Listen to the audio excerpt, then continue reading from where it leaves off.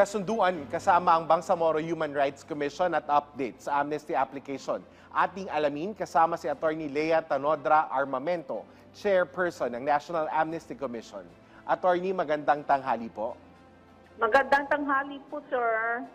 Apo. Ma'am, una po sa lahat, ano yung layunin ng nilagdaang kasunduan ng National Amnesty Commission at ng Bangsamoro Human Rights Commission kamakailan? Maraming salamat po sa tanong ninyong yan. At least ngayon ay mapapahayag namin na ang Bangsamoro Human Rights Commission tutulong po sa National Amnesty Commission sa aming objective sa pagbigay ng amnesty sa ating mga members ng Bangsamoro. These are the MNLF at saka MILF.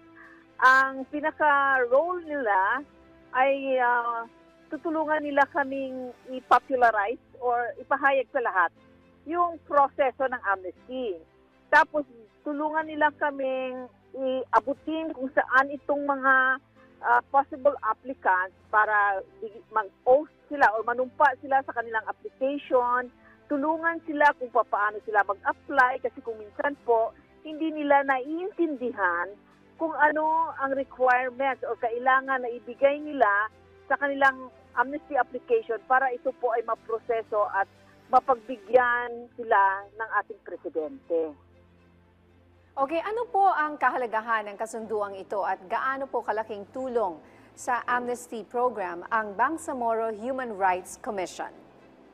Naku, ma'am, malaking bagay po kasi sila po yung magdadala sa amin kung saan itong mga miyembro ng ating MNLF saka MILF.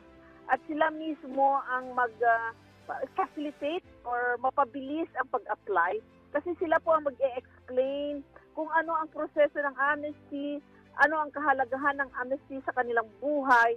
Bali, sila po yung parang aakay sa aming mga sekretariat sa National Amnesty Commission para maabot namin ang dapat mabigyan ng amnestiya. Ma'am, gaano kalaking tulong naman po yung Bangsamoro Human Rights Commission sa pagbibigay serbisyo sa mga beneficiaries ng amnesty program ng pamahalaan? Ma'am, sir, dahil malaking tulong po sila kasi nga sila yung magsasabi sa mga ating mga applicants na ito yung inyong karapatan. Ito ang mangyayari kung kayo nag-apply sa amnesty, ito ang magiging benepisyo ninyo. Ito yung mga impormasyon na dapat ninyo ibigay sa inyong application form para mapabilis ang pagproseso ng inyong amnesty. Kasi kailangan po, sir, ma-establish nila na sila yung nag-a-apply for amnesty, yung identity nila. Tapos sila ay miyembro ng MILF or MNLF at saka yung crime kung saan sila ay kinasuhan, ito ay nagawa nila nung panahon na sila ay lumalaban sa gobyerno. So dapat po maintindihan ng isang applicant. At ito po ay napaka-importante na tulong na magagawa sa amin ng Bangsamoro Human Rights Commission kasi po sila yung tao na nasa ground. Sila yung makakapagsalita ng dialect ng mga kasama natin sa Bangsamoro. Okay, sa ibang usapin naman po, hingi rin kami ng update po dyan sa amnesty applications. Ilang applications na po para sa amnesty ang natanggap sa kasalukuyan po ng NAC? Nung bago po ako, ma'am Ninya, bago po ako umalis ng Cotabato City last week, ang total namin is 736 applicants. That is all over the country. Kaya lang, sila Commander Jack, yung mga leaders ng MILF, nag-file sila ng applications nila. These are a total of 400. So, hindi pa namin nakuha ngayon ang totality kung ilan na talaga ang nag-file ng application. So far, continuing kasi because, di ba, nagkaroon tayo ng, yung nagkaroon tayo ng concurrence ng Congress sa amnesty proclamation ni Presidente for the former rebels of CPP and PA, dito ho dumadami. Kasi nung pumunta po ako over the weekend sa Iloilo, meron ho doong nag-communicate sa akin na kung pwede po sila mag-apply for amnesty. So pinupuntahan po natin sila sa mga kung saan sila nakakulong para po ma-facilitate din ang kanilang pag-apply for amnesty. Attorney, nasaan na po ang NAC sa inyong verification process ng mga amnesty application?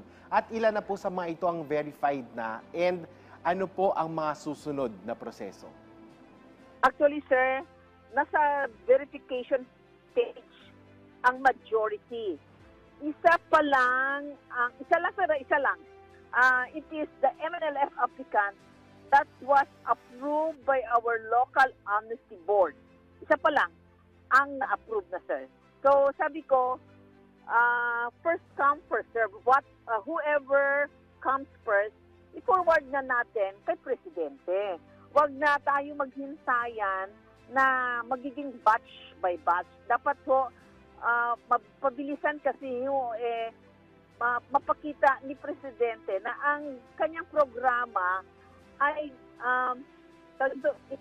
may positive na effect sa mga tao at ito ay ina-avail ng ating mga kasamahan.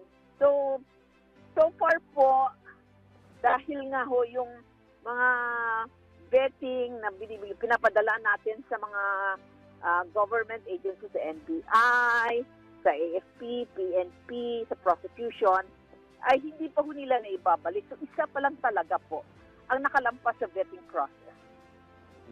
Maraming salamat po sa inyong oras, Attorney Lea Tanodra Armamento, ang chairperson ng National Amnesty Commission. Maraming salamat din po sa pagkakataon.